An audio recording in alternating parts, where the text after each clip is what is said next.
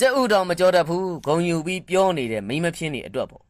လူတို့တော်မှာရဲ့သဘောကျနေတဲ့အမှားစကားလေးဟုတ်ပါပြီကြက်ဥကြော်တတ်တာမကြော်တတ်တာအသာထောင်ကြက်ဥကြော်တဲ့စီကိုအလားလောက်ကြီးသုံးနေဆိုလို့ရှင်တော့တရက်တခြားဖက်တီမှဖြစ်လာမဲ့အပြင်ကိုယောဂါတွေပို့ပြီးတော့မှဆုလာမှာတော့တေးချတယ်။နေပြီးသားသူတွေဆိုလို့ရှင်ပို့ပြီးဂီယူဆိုင်တင်ပါတယ်ကြက်ဥကြော်ကိုစီအများကြီးနဲ့ကြော်တာမျိုးမလုပ်စေချင်ဘူးပန်သုံးပြီးတော့မှစီနည်းနည်းလေးနဲ့ကြော်စေချင်တယ်ဒီညမှာမစိုးဘူးသူတစ်ခုအနေနဲ့ပြောပြမယ်ကြက်ဥမှာကပရိုတင်းရပြီးတော့မှကျန်းမာရေးအတွက်အရန်ညီတဲ့အစားအသောက်တစ်ခုလည်းဟုတ်တယ်မစိုးအစီချဝေးချတဲ့သူတွေအတွက်အရန်ကိုမှစားတဲ့အစားအသောက်တစ်ခုလည်းဟုတ်တယ်တို့ပေမဲ့စီတွေအများကြီးနဲ့ကြော်တယ်ဆိုလို့ရှင်တော့ကျန်းမာရေးနဲ့လုံးဝမညီတော့ဘူးကြက်ဥရဲ့အာဟာရကိုမရတော့ဘူးเนาะအဲ့တော့မစိုးကြော်ပြတဲ့အတိုင်းဒါမျိုးလေးကြော်စားပါစီနည်းနည်းလေးသုံးပြီးတော့မှကြော်စားကြည့်အရသာလည်းပိုကောင်းသလိုမျိုးကျန်းမာရေးအတွက်ပို့ပြီးတော့မှအထောက်ကူပြုတယ်အစီချဝေးချတဲ့နေရာမှာနေ့လယ်စာပဲဆဆမနဲ့စာပဲဆဆအရင်အဆင်ပြေတယ်ကျက်ဥဒီအစီချဝေးချတဲ့သူတွေအတွက်အကောင်းဆုံးအစားအစာတစ်ခုဖြစ်တယ်မရှိမဖြစ်အစားအစာတစ်ခုလည်းဖြစ်တယ်ပေါ့နော်အသက်ကြီးလာနေများအစီချဝေးချတာခက်လာတယ်အစီချဝေးချဖို့ကျင်မသွားနိုင်ဘူးလေ့ကျင့်ခါမလုပ်နိုင်ဘူးအစားအသောက်ကိုအရင်ကြီး queue မဆိုင်နိုင်ဘူးဆိုတဲ့သူတွေအတွက်